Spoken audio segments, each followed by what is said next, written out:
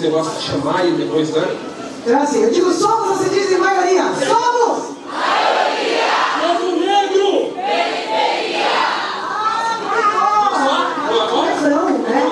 Vamos um rap. De novo, vamos lá. Somos! Maioria! Povo negro! Periferia! Satisfação imensa estar aqui.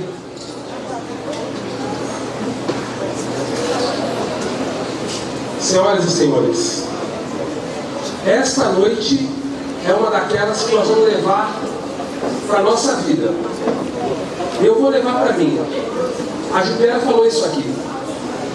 É a terceira vez que a gente se atreve a algo que historicamente é proibido.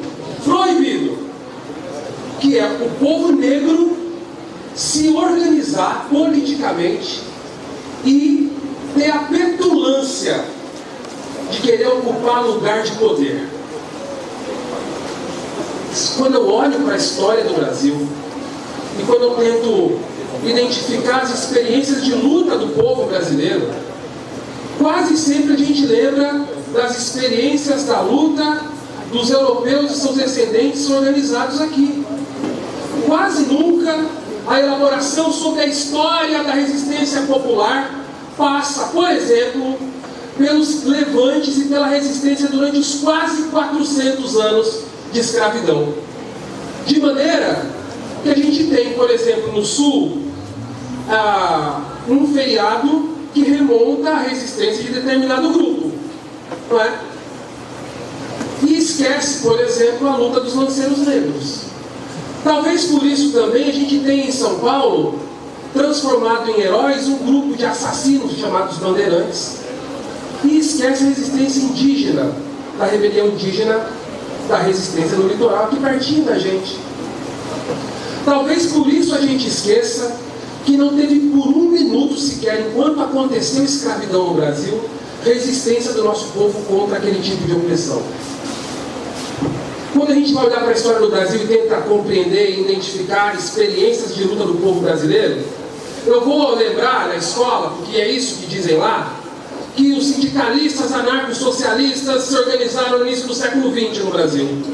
E eu vou ignorar que só 30 anos depois do fim da escravidão formal, se organizou um negócio chamado Frente Negra Brasileira no país inteiro. É um povo preto, descendente de gente escravizada, que se organiza politicamente e defende um projeto de país também para si. E eu também vou ignorar nos livros de história a importância do Teatro Experimental do Negro, a importância do que foi o 7 de julho, quando alguns aqui estavam na rua fazendo luta política, como é o caso de Milton Barbosa e Regina Luz, Jubiara Castro. Nós tendemos a ignorar a nossa própria história de organização política. Quando eu digo tentamos pela terceira vez algo prepotente, é porque isso tem sido a nossa vida. Esta noite é um ponto alto da nossa luta de representação política. Nós estamos aqui num momento histórico muito difícil para o Brasil, vocês sabem disso. Não estamos aqui à toa. Nós temos hoje no Brasil um momento histórico em que é possível a existência de um candidato à presidência da República que enuncia, que fala publicamente que nos odeia. Ele enuncia, ele diz com todas as palavras que o nosso povo herdeiro da resistência negra quilombola não serve para nada. Ele enuncia, ele diz que mulher é para ser estuprada, que tem que ganhar menos. Ele enuncia, ele diz que homossexual é doença, é doente.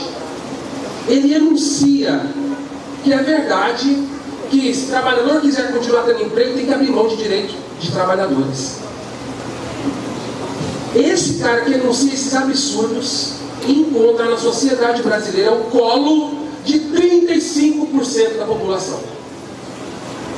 Então isso não é qualquer coisa, é um momento drástico. Então é um momento histórico em que é possível existir um Bolsonaro. Mas calma, também é um momento histórico em que é possível existir este encontro.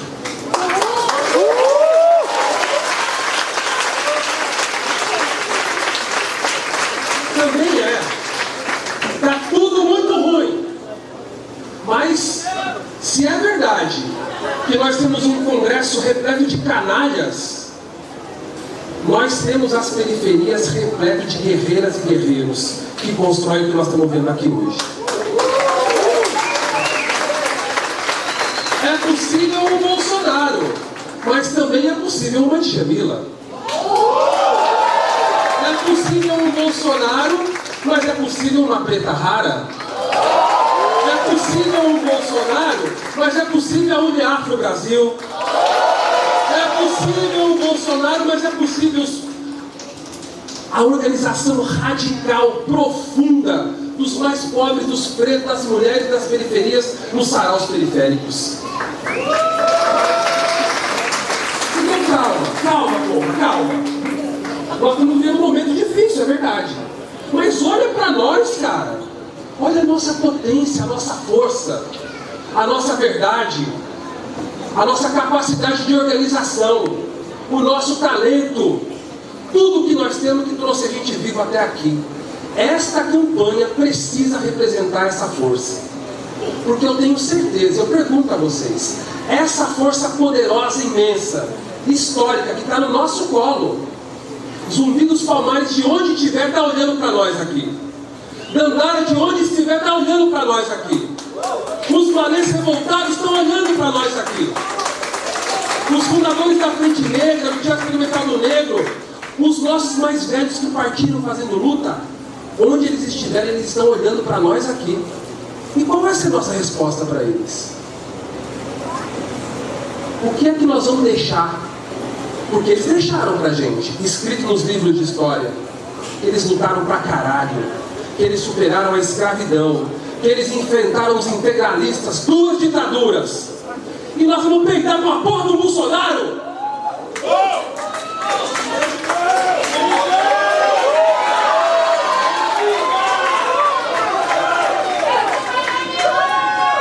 Eu não admito, eu não consigo dormir pensando nisso, cara.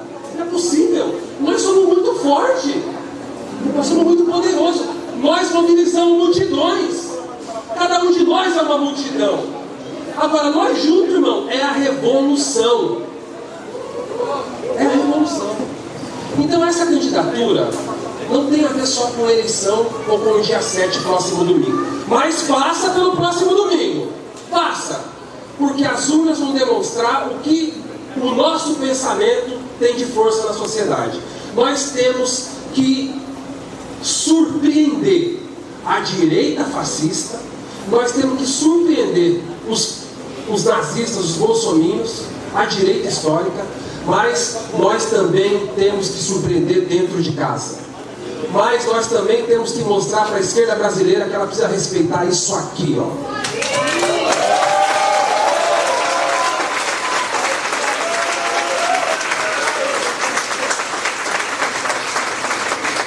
Meus colegas do meu partido têm que respeitar isso aqui. A esquerda, os outros partidos têm que respeitar isso aqui. Há outras formas, outros métodos, outra força política que não está organizada nesses lugares. E nós estamos fazendo as coisas, nós estamos educando a periferia, nós estamos reagindo ao fascismo com o nosso corpo. Isso precisa aparecer na urna no próximo dia 7. Isso tem que ser o resultado da urna no nosso espelho, para nos dar força, orgulho, para continuar lutando, porque o dia seguinte vai ser terrível. Porque o dia seguinte, seja qual for o segundo turno, companheirada, nós vamos estar suave?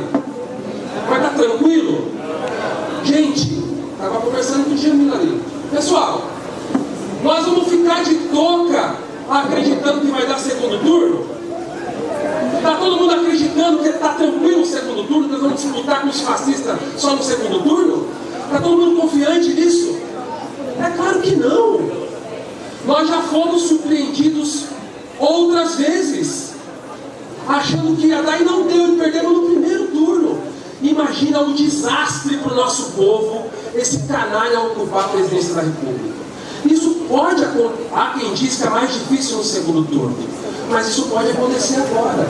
A nossa tarefa é derrotar o Bolsonaro na presidência da República, mas é derrotar também o Bolsonaro no Congresso Nacional, porque vocês acreditam que nós vamos eleger uma maioria de parlamentares progressistas que defendem preto, mulher, gay, trans, quilombola, indígena. Não! Nós temos que eleger os nossos e construir no Congresso Nacional um quilombo que vai servir para ser um pontinho de resistência nossa nos próximos anos. Isso depende exclusivamente da nossa força. Nós temos que levantar, galera, 150 mil votos. 150 mil votos para não depender de ninguém. Não é possível que essa sala repleta não consiga reunir 150 pessoas que se preocupam com o futuro da humanidade. Nós vamos reunir 150 mil pessoas que se preocupam com o futuro da humanidade, que leem o que a gente escreve, que se arrepia com o que é recitado no palco, que acompanha a nossa luta nos diversos lugares desse estado. Nós somos muito mais que 150 mil pessoas. Nós somos os grupos religiosos organizados em todas as religiões. Nós fizemos encontros sobre diversidade religiosa e a maioria esmagadora das religiões de matriz africana tem gente que se preocupa com as mesmas coisas que nós, até porque é uma questão de sobrevivência nossa. Entre os evangélicos nós temos também um setor progressista que está do nosso lado. Entre os católicos, mesma coisa. Pastor Eovaldo, Padre Paulo, os diversos pais e mães de santos que nos acompanham. Aqui nós temos judeus Caritas. Primeiro judeu, um dos grandes referências, um cara negro, Youssef Carita, preto, que denuncia a opressão dos seus colegas de religião contra nós e contra o povo negro. Nós temos nas periferias os saraus, os cursinhos populares, os professores e professoras. Tem professor aqui, gente? Cadê a minha classe, a minha categoria profissional? Uma salva de palmas para a minha categoria profissional, né? Mas também os psicólogos, mas também os assistentes sociais, mas também, até os advogados são gente boa. Né? Os nossos. Né? Há dúvidas. Mas é aquele povo que somos nós que nos atrevemos a trabalhar na ponta, assim como fazem os artistas, que se atrevem a resistir com os seus corpos, salvando outros corpos.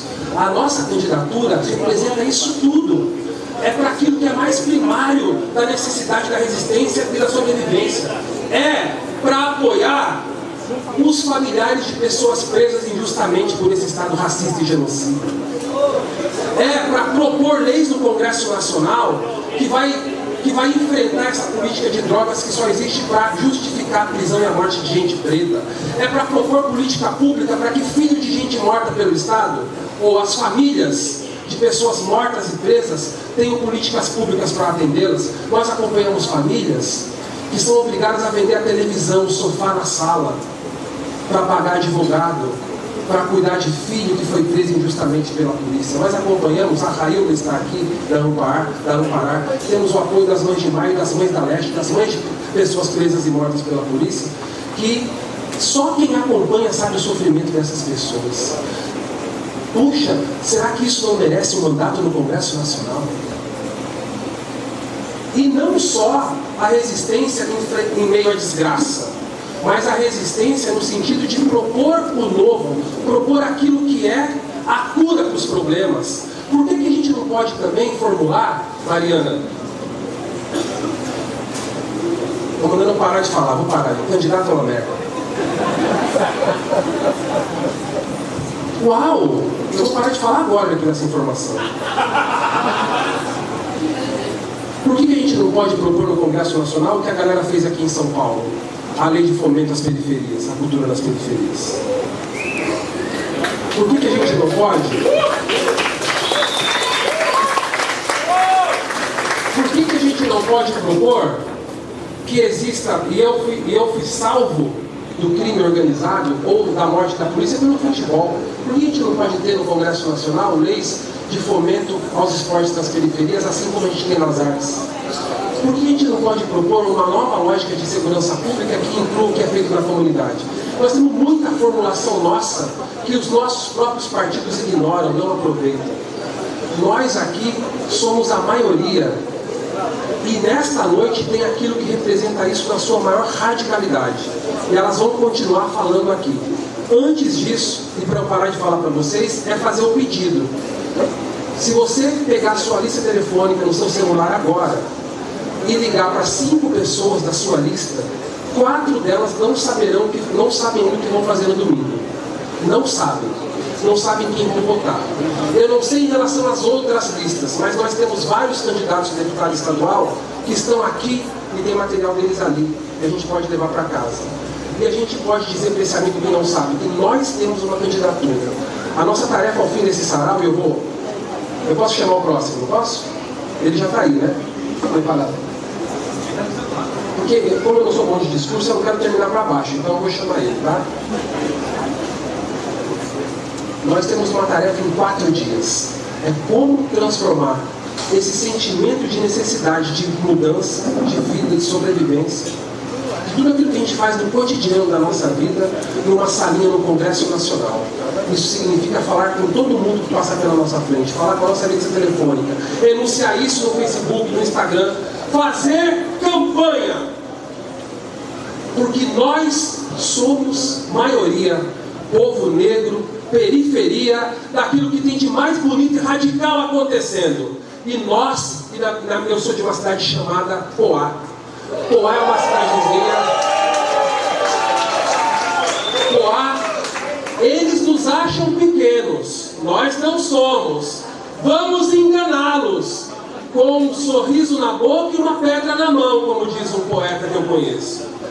E na bandeirinha da minha cidade pequenininha tem uma frase em latim que em português significa: os pequenos vencem pela audácia. Domingo nós vamos ganhar essa eleição.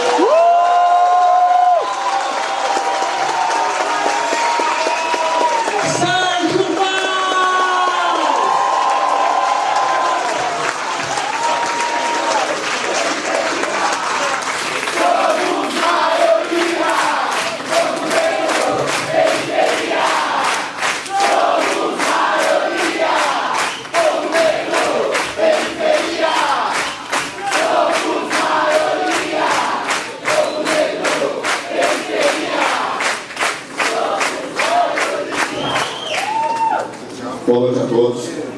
Boa noite.